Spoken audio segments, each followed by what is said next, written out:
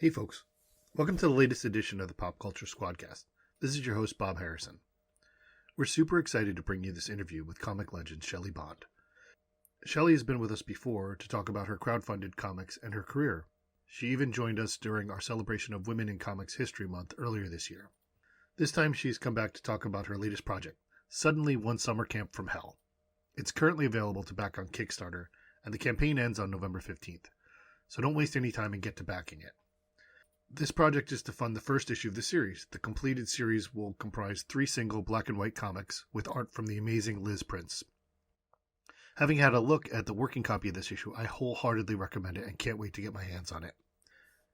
Before we get to the interview, I want to remind you all to click the like and subscribe buttons to this channel. That way you can be notified when we publish new interviews or go live.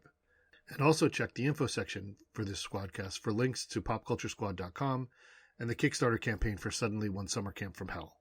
And now, we hope you enjoy this conversation with the inimitable Shelly Bond. Hi, Shelly. Welcome back. Hey, Bob, how are you? I'm very excited. I am really looking forward to this new Kickstarter you have, and we have lots to talk about because it's been a while. It has been a while. I think it's been over a year. I think so since we've done this. Yeah, I so Suddenly One Summer Camp from Hell is currently available on Kickstarter right now, and it will be until the 15th. correct. Volume 1 or issue number 1. Issue So one. It's old so tell us school. about that.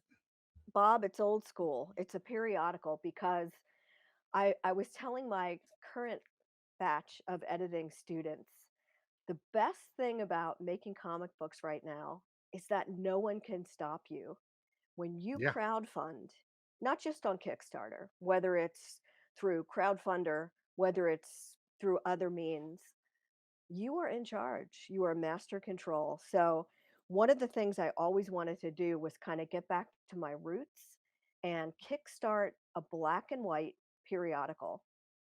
And the goal is to not only charm all the kids out there, because it's all ages, but get parents and grandparents and aunts and uncles and older friends to read periodicals and then give them to their kids and their friends' kids and neighborhood kids, because that doesn't happen enough anymore, in my opinion. So, who else but Liz Prince, one of my absolute favorite cartoonists. And believe me when I tell you, she's doing a lot of the heavy lifting. I mean, if you look at the art is always amazing, but her comedic timing, Bob, is like second to none.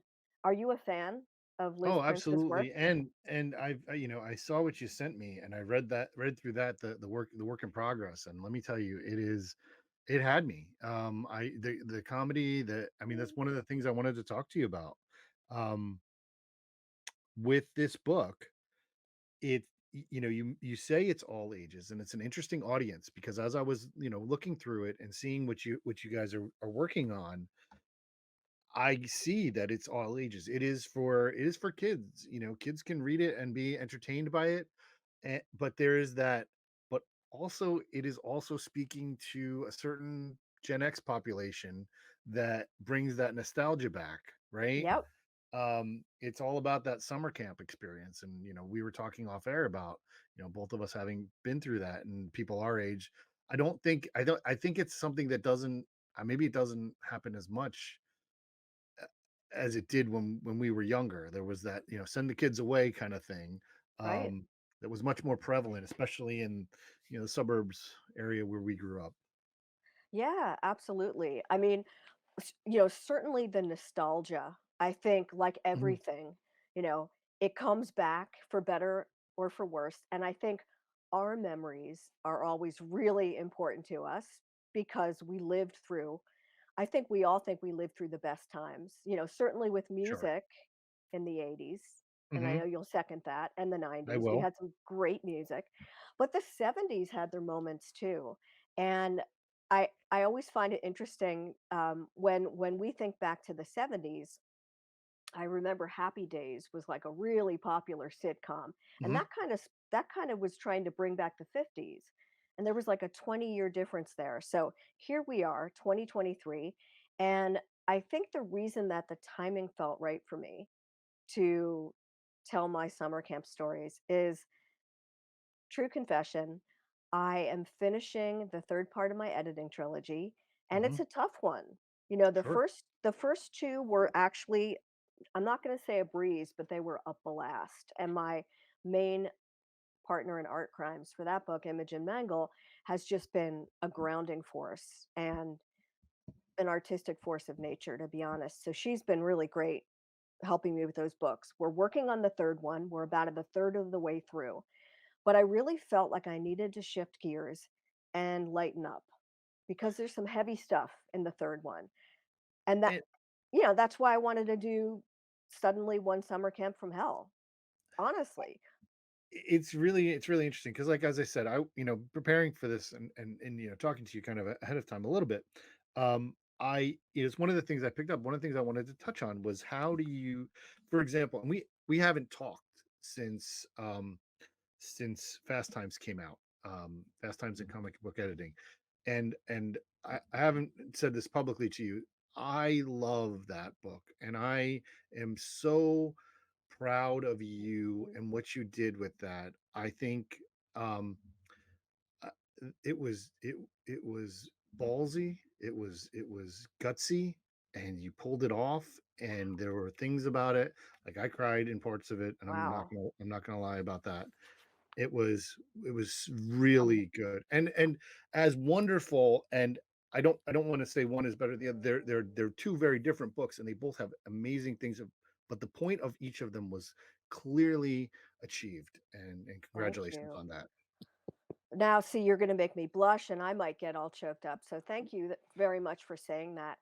But Um, what I want to come back yeah. to was like the writing that you've done there with Fast Times and with Filth and Grammar, they are more authentic historical biography, autobiography.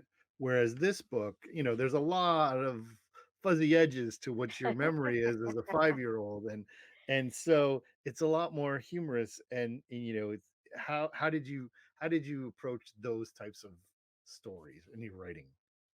Well, I have to tell you, unbeknownst to me as a writer and a sister, I Mm, had no idea my own sister was going to get like almost a starring role and be my foil in the book. And so I have to tell you that was surprising and I absolutely loved it. This is the only time, by the way, I could get my sister to read anything well, you that see, I has my have name on it. it's written down here. Has Randy seen this? Like I wrote, I Yes. wanted. Well, Randy, not only has Randy seen it, it's the only thing I've ever written. It's the only thing with my name on it that she's finished because, she's 18 months older than me. We have nothing in common. She wouldn't be caught dead reading a comic book. And even when my mother said, "You have to read part of Fast Times, you just must," I'm not certain she did. But when it came to having her in this book, I wanted to be sure she was okay with it, first of all, and she said Sure. yes. She read everything and she was hysterical. She was so happy to be in it, and she loves how Liz has drawn her. So She's I got awesome. her I got her She permission. is a star in this. Yes, she is. And she thinks that I've written her dialogue really well. I mean, not perfect because she's my older sister and I'm always going to be inferior. She will always think I'm a big baby. She will always take my dad's side, on anything, even if he's wrong. But she has enjoyed it, I think, more than anyone. And it's humbling. And I'm so happy because summer camp for us was a very different experience. The first issue is all about day camp. So, what I'm trying to get across to people who might be interested in reading it is that, there's definitely a progression. So, I'm sure you remember those early 70s.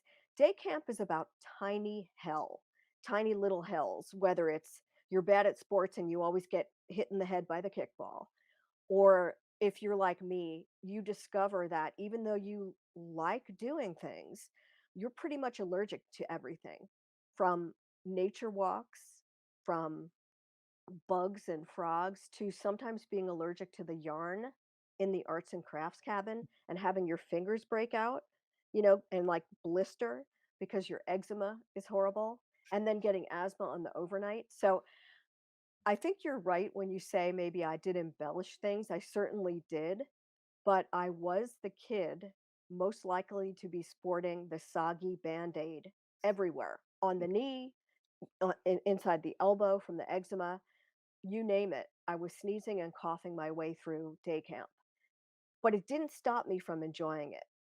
I wanted to show the camaraderie, and I wanted to also show that my sister didn't really appreciate day camp because all she wanted to do was read, so she was always seen with a book in her hands. And I want to point out that Liz Prince, and this is the sign of a true cartoonist. Liz took on the first story. She did the one of the stories, which are a series of vignettes.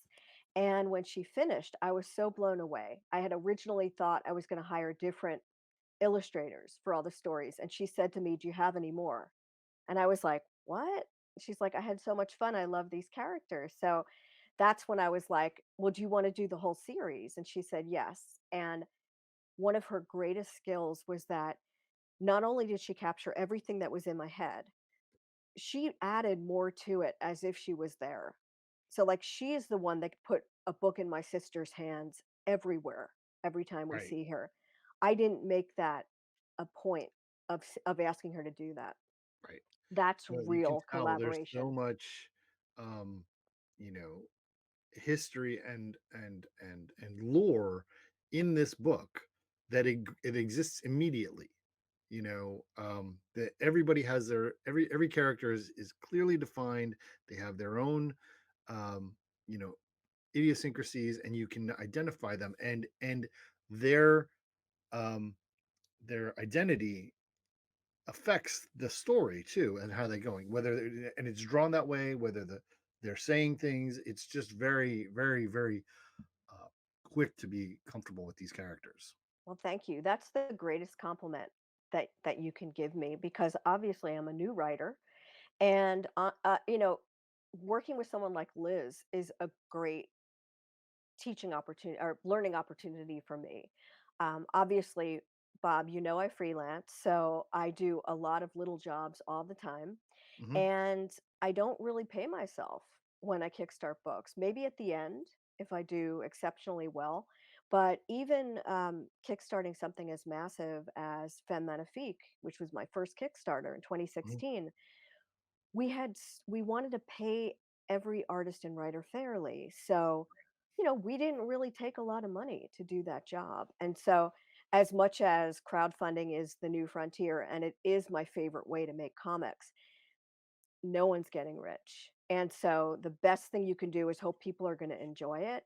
And you've already sound like you've like captured like 98% of what I was hoping to connote with the first issue.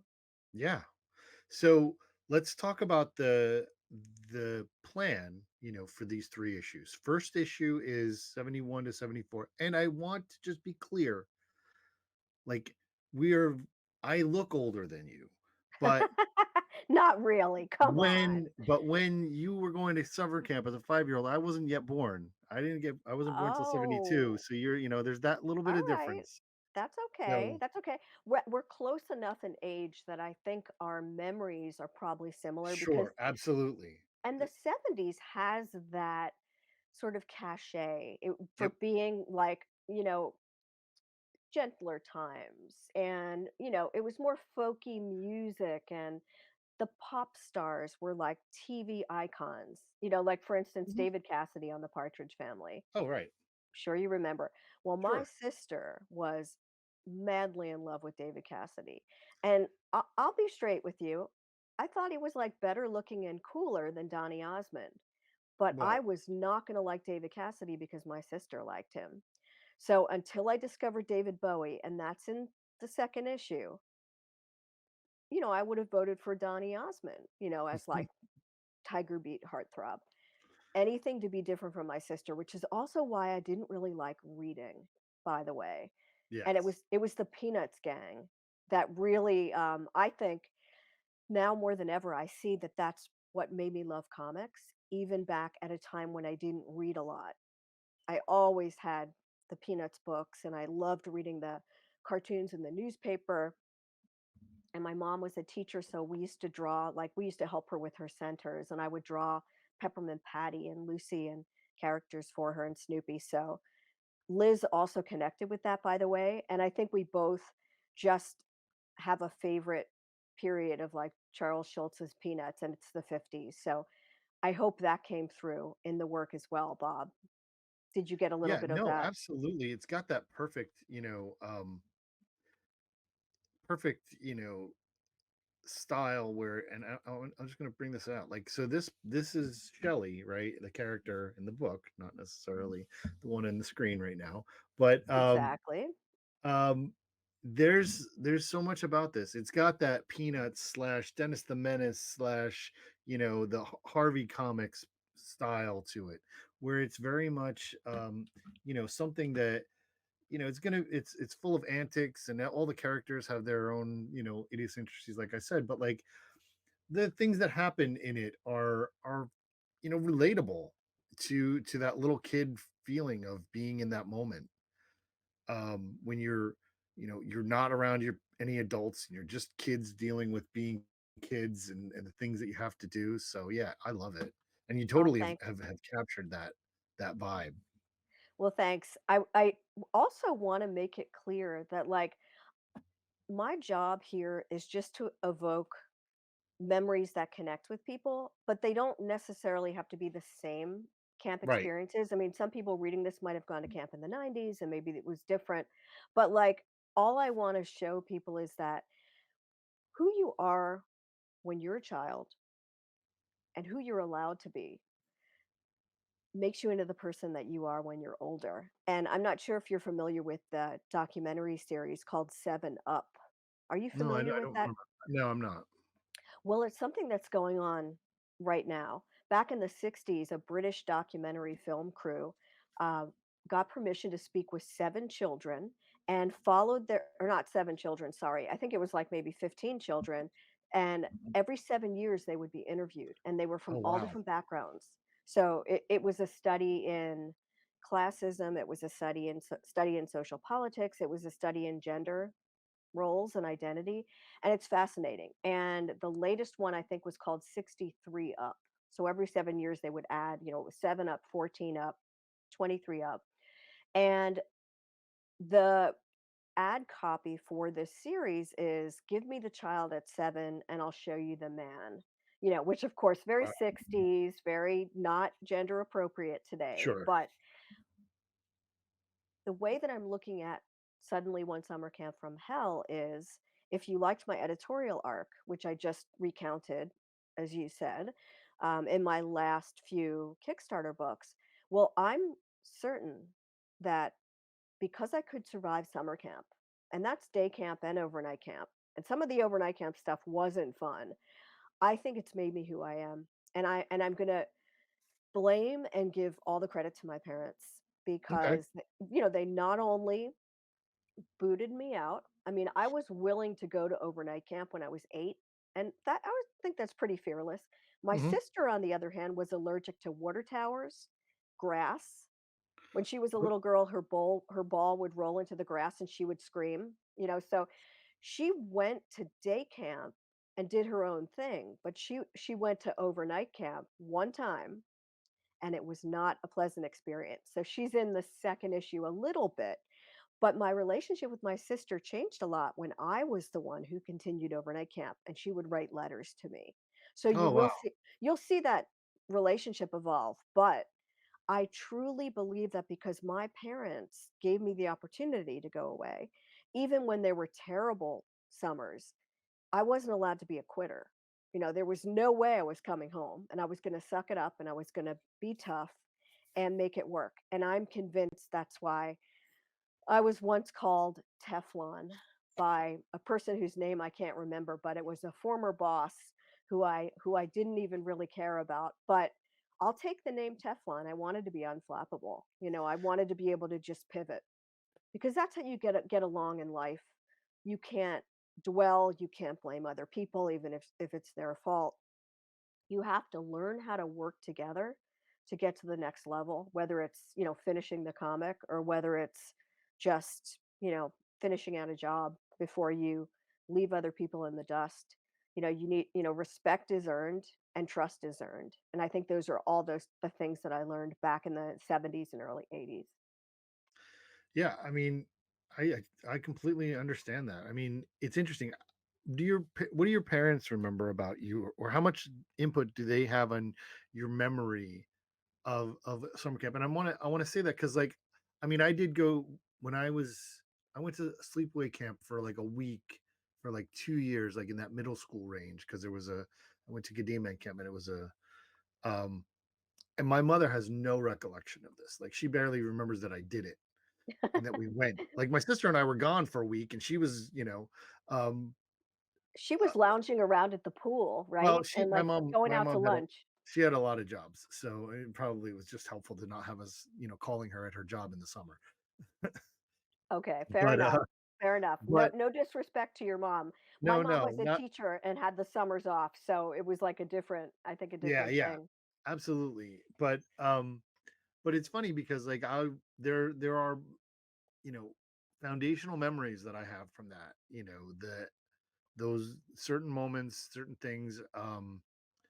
And so do they have that type of recollection? Do they know? Do they say, "Oh, I remember when you did this then?"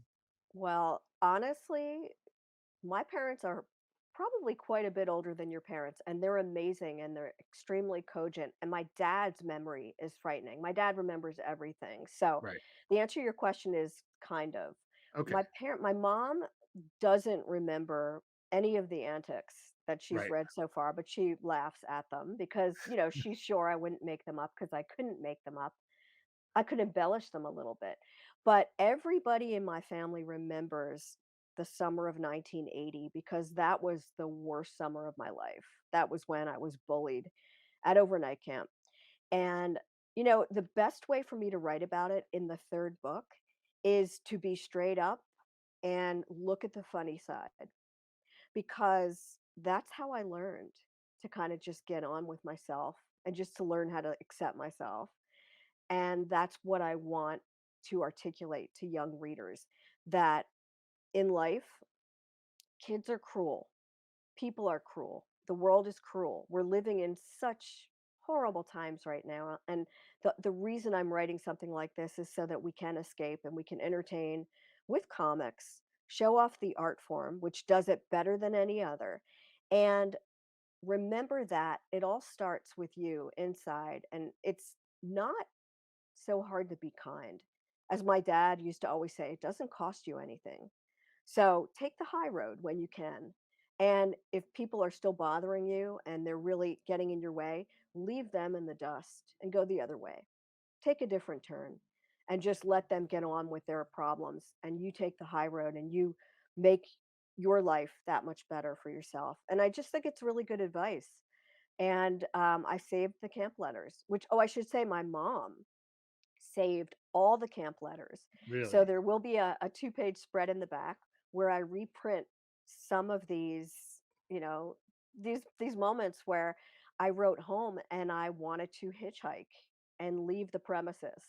Hmm. And it was definitely tempting. I did not. Obviously, I've lived to tell. I've survived. But I think it's important and it's a way to describe building character when your parents say no and tell you to tough it up.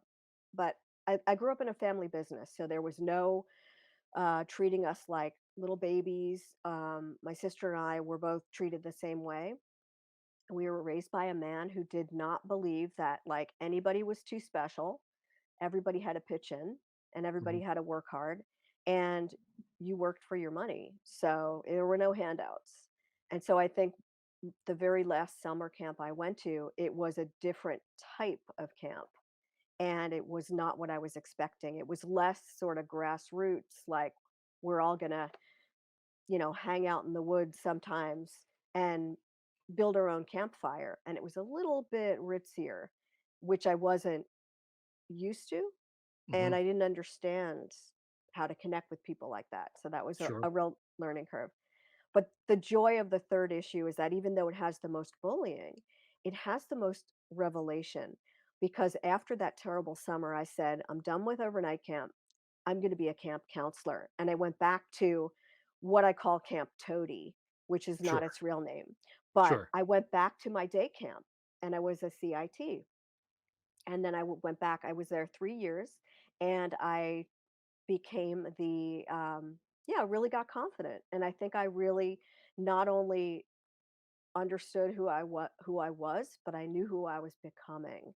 And that's what I think like the ultimate recollection is for me when I'm writing about these stories is that there was bunk junk and I'll use that term bunk junk to describe the drama of being a kid at summer camp because you probably remember there was a lot of drama Oh, sure. Yeah. and it's like it's just like being in high school. Right. There are factions and some people are mean and some people are fun and counselors can be annoying, but overall when you make it through, there's that sense of accomplishment of like learning how to navigate different personalities. And Right. so I hope that people enjoy that and reflect upon their own character arc, if you will, because I can't help it as an editor. I'm going to be looking for that arc, but I just want it to be like a blast. I call it retro hijinks because I think some of the things we did for fun back in the 70s maybe are things kids wouldn't even like think about doing, like making yarn pom pom pets. Yeah. Like we have a how to in the book.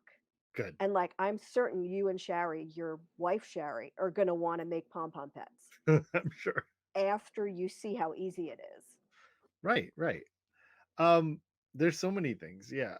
I want to talk about the structure of the format of the book. I mean, this is there's a little bit of a golden book style for it. What is the format of the book? Because and I bring that up because people don't know.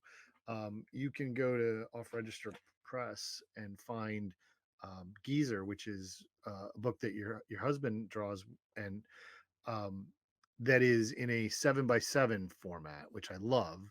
What's the Correct. format of this? Well, I have a dummy book with me, Bob. So I know Well, you're a process person, right? absolutely put it up. All I'm, right. I'm gonna I'm gonna pull myself out of here, and we're gonna see what you have. Well, my favorite way to do a dummy book these days is to take a book that's the same exact size. This is a book for mature readers, so I'm only using this to show you format. But Noah Van Sciver released a book called Maple Terrace, which is phenomenal, and it's 6 by 9, and it's printed on manga paper like this. It's a very thick paper stock, and when I read it, I fainted. I said, "Now I have the balls to do my summer camp stories because if I do them, I want them to be small. I want them to be a different aspect ratio, Right, and I also wanted them to be black and white." Now his books I think are in color, but I wanted to capture the peanuts. I wanted to capture my favorite mhm, Charles Schultz style of drawing. And thankfully, so did Liz. And she's done so many black and white books. So I knew that she would have the right ratio of black, white, and gray tone. And that's what we put in the book. So what you're seeing here, Bob, is not the printed copy, but it's as right, close as I'm going to get until I yell roll press. Because I glue sticked all of the pages in an actual book of the same size. And I'm sharing this now because I want anyone viewing to know that I deliver on my promises, and my promise to every backer is that they will receive a real printed copy of this book before the right. end of the year. That's all. It might be before Christmas. I set my print run on the 13th, which is a day before the campaign ends. And so I'm going to roll the dice. I have a pretty good idea how many I'm going to print, but I had to secure my press time. And I know Yeah, you find this fascinating because you love editing and you love sure, process with comics. absolutely. So for me to set my print run is when I know that they're going to go live and they're going to be able to print and then bind my books. They're saddle stitch, so it's like it it's good. It's 24 pages, but if we hit our stretch goal, it's going to be 32 pages. We already have all the Great. art done. We know that this book means so much to us. So we wanted to make that guarantee that people will get it before the end of the year. So I'm told on good authority that my printer, who is based in Canada, Mhm. will be sending me the printed and bound books by December 1st, Wow. which means that, fingers crossed, you will definitely get your copies, and hopefully people in Europe will get their copies. But that's the plan. And it's all part of getting yourself organized and ready for a Kickstarter. And because it's not a 160 page graphic novel, Right. it's a periodical. I know I can achieve this. Now I just need to get to that target goal. We're over halfway there. I checked before you and I went live today, Yeah. and we are a little over 3,000, over the $3,000 mark, which is very exciting. But we need to It is. crush 6,000 or we don't get to make the book, which is a Well, bummer. it is. I mean, it's a very easy buy-in for this book. I mean, it's not a huge thing. Um, Anybody who hasn't ever gotten um, a Shelly Bond Kickstarter, it is she is the queen of Kickstarter, delivery in terms of the quality that you get it, and in terms of extras that you get. Just so much fun. And like I said, it's a periodical, so it's not the larger buy-in to get into this book. And shipping is reasonable price as well. Everything kind of works great. It's a good price, and it's not out of the realm. It's something that I know you can't promise before Christmas, but if you were thinking about giving this to a family member who you have that camp experience with, it's a great Christmas present. um I can almost guarantee it, Bob. I really can. well, I'm going like this because things happen. And as you sure. know, my Hey Amateur Kickstarter, I was guns a blazing and the books arrived at the LA port and it was March 2020. And so the books were late because everything was late, everything shut Yeah. down. So Right. things happen. But I can always promise my backers that I will be straight up and I will let them know the good and the bad, which means, delays, paper shortages, that stuff happens. Seasonal problems. I mean, my God, there have been floods and all kinds of horrible acts of nature that happen. But barring any disaster, I'm supposed to be getting those books the second week of December, which means, based on where you live and where I live on either coast, I can pretty much guarantee that you can give Shari her copy of the book Right. for Hanukkah Sure. or Christmas or both. um I want to I want to talk about the concept of using Kickstarter or crowdfunding, to create a a series of comics, right? Everybody there's a lot of ways that people approach using these crowdfunding products. Some people will, like, collect stuff and put it in print in a way that, like, it was online beforehand, or they'll do an anthology of things. But you now i- um, have three series that you're doing through crowdfunding. I mean, you're in terms of, you have Geezer, which is a periodical that you've got. I think it's going to be 5 issues overall. Yeah, correct. And now this is a 3 issue series, but then you have 3 graphic novels that you're doing that are much more dense. How do you feel about the concept of building an audience that is going to continues on from issue to issue, or publication to publication? It's tough. I mean, everybody right now is strapped for cash. Sure. And I think it is really hard to stay afloat and to continue making quality books. And so, if I always say, if you have a passion for something, whether it's love or hate, you got to be serious. I tell students, I've been doing a lot of teaching over the past 2 years. Sure. Write with intent. And people are always like, that's a great line. What does it mean? Well, it means invest in yourself but pick the idea that you find exciting. Don't be dull. You're going to have to live with this story for at least a period of months. You're going to be reading it many times, working on it backwards and forwards, because we always build a book like the dummy book, like it starts out as the script and then the roughs, but and then Hmm. it gets lettered. If you're an editor who letters, it's even more fun. But I like people to know that you should always start small if you're going to do it. And you should always pick the subject that you find fascinating. Or if you're me, sometimes I do things that I find I have a really strong reaction to. I say I do reactionary comics because sometimes, for instance, Femme Magnifique came about. And I know you know this because Hmm. you backed the book, but it was a reaction to a woman not getting into the White House, frankly. Right. And Hey Amateur was a reaction to wanting to do a how to and salute the 9 panel grid and to come up with a way to show people that if your first comic you want to be published, start small, try a one-page comic. And I, not only hired over 60 people to make these one-page stories, but then I hired someone like Jim Rugg, who's like one of our great educators in comics. What a great cartoonist, to write an Right. essay about it. So I guess for me, I just always like to push the envelope and be a little bit more inventive. And sometimes it's taking a chance on myself. And I think that's what I'm doing with Suddenly One Summer Camp from Hell. In fact, the fact that it has a really long title is a first for me. Right.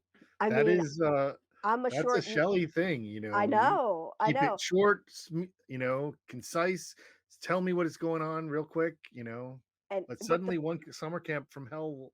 it's a mouthful. Well, let me Yeah. explain. First of all, Fast Times and Filth and Grammar are the two titles of my graphic memoirs, but I use subtitles because on Kickstarter, your subtitle is going to be part of your banner, the first Yeah. thing you see when you go to launch your page. So it's a really smart way of thinking about your high concept. And so with Suddenly One Summer Camp from Hell, one of the reasons it was so long was because I knew I had to break it down into 3 chunks, mostly the 70s and part of the 80s. But James Tynan has made it his mission to Oh, sure. produce these wonderful books that have titles that are like right running off the side of the comic. Exactly. He's an It expert worked, at it. right? He's an expert on it. It works for him. He was a Vertigo intern for me back in the day. Yeah. Absolutely love the guy. I think he's So do terrific. I. Super talented, super nice, just Yeah. like a true pro.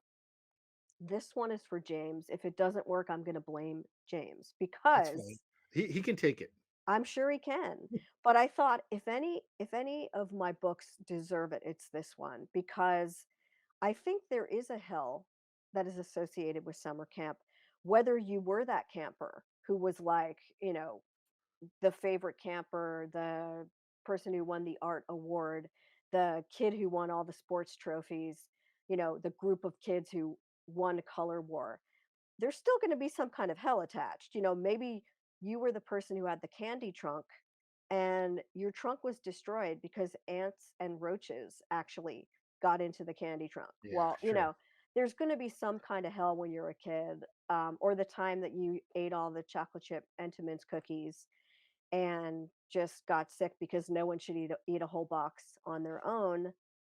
Everybody's got a hell from summer You camp. know, everything you're saying is just bringing back all of these memories, all these slight just things. Like it's not exactly what you're saying, but like I those pieces, and that's why I think it's great for people who have that who want a little bit of escapism and look back to those halcyon days when you were just you remember those times when you were just alone with your friends and when you were off on your own, school wasn't a thing to think about, and like that's what you're really capturing there in those moments. And I think it's great. I think it's going to be something people really will resonate with.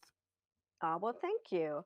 I mean, I'm delighted that you had a chance to read it, and getting your feedback means a lot to me because again, it's new territory. I mean, Sure. I'm pretty much known for mature reader books and maybe even the most like surrealist and bizarre of the mature Right. reader books over the years. It's my, it's what I gravitate towards. So, Yeah, I'm hoping that with the summer camp stories, you still get, I guess, maybe the irony or a little bit of the satire, but mostly get the heart and the humanity and the camaraderie, the friendships of summer camp. Because I think sometimes going away from your family and from your usual crowd in your school is pretty rewarding to meet kids from other parts of the world, Right. from different backgrounds. And also, you learn different things. You don't have homework, like you said, you don't have to worry about schoolwork, but there are other things to work towards, whether it's like your swimming badge, whether it's, getting the sewing award, which I almost did. I was supposed to, but I never made it to the stage, and you'll have to wait for that. You'll Sure. have to wait for that for the 3rd book. There's something else that I know you're dying to ask me, and it's about the early '80s, and it's about music, and I'm not gonna tell you who, but there will be a great reveal for anyone who's followed my musical arc and perhaps has duplicates of my record collection.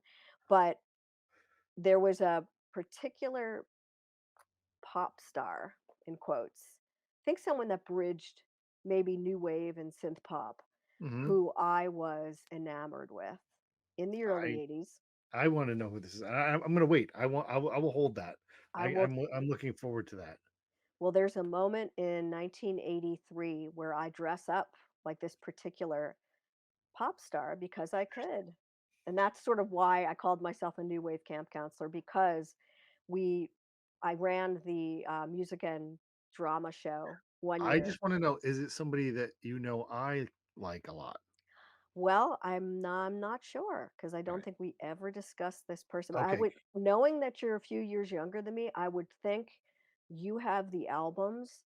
And there's nothing uncool about this person or this band, by the Okay. way. Okay. It's the lead singer of a band. It's not The Clash. I did love The Clash in 1982, but not in the same way that I connected with this particular new romantic. So All right. I will end it there. We'll hold on to that. We'll hold on to that. Hold I on to want that, know it's to coming. I want to wrap up because I want people to go out and get the Kickstarter if they haven't already, because it's here, it's on the in the links here. If you haven't gotten this from our YouTube page and you're watching this here, you can click on the info section, and there's a link right there to go to get to the Kickstarter. Um, I want to say congratulations. I want to say this in the most Hagrid way, but you're a writer, Shelley. Ah, You are you've thanks. done it. You've made that transition that you were very nervous about a couple of years ago, and how were you going to make that? And I'm I look forward to the things you write all the time. Wow. Well, thank you so much. That really does mean a lot because I spent 33 years of my career reminding writers that I'm not a writer, that I'm an editor, because I still think the worst thing you can be when you're an editor is someone who would rather be a writer.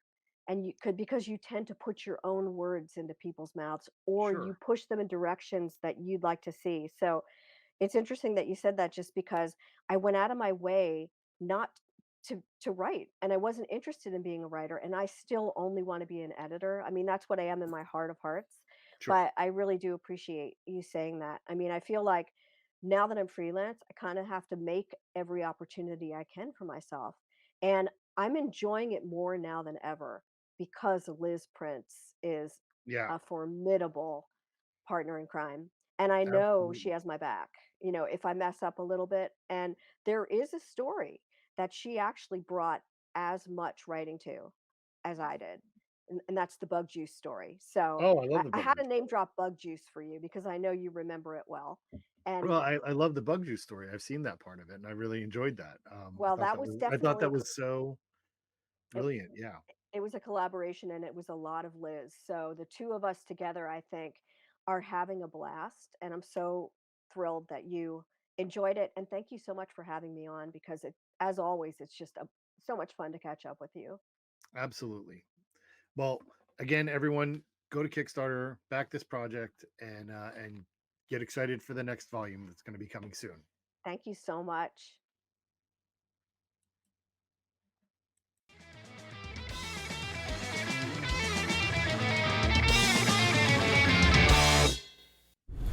This has been a production on the Pop Culture Squad Network. PopCultureSquad.com. How do you nerd?